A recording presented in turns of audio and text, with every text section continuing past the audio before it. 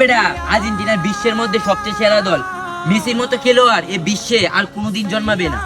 বেটা চুপ কর, ব্রাজিল হইছে ফুটবলের রাজা। বেটা নাকি এমনি এমনি 5টা কাপ নিছে গা।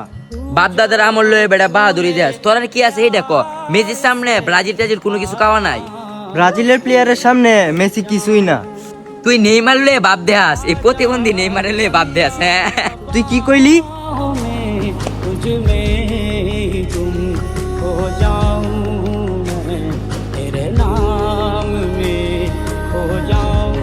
এই থামো থামো থামো, কি হয়েছে তোমরা ঝগড়া লাগছো কেন?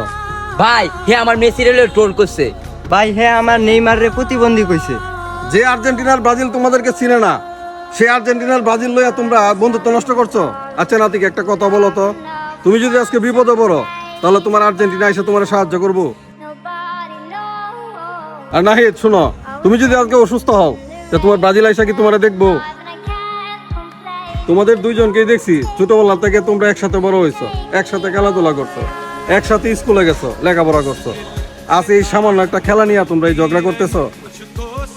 এক একজন এক এক দল সাপোর্ট করবে, তাই এটা নিয়ে কি তোমাদের ঝগড়াঝাটি করতে হবে? নাহিদ, আজকে যদি তুমি বিপদে পড়ো তাহলে এই নাতিকেই তোমার পাশে আইসা দাঁড়াবে। আর নাতিক, তুমি যদি বিপদে পড়ো সবার আগে নাহিদে আইসা দাঁড়াবে। নেইমার মেসি তোমাদের পাশে এসে দাঁড়াবে না।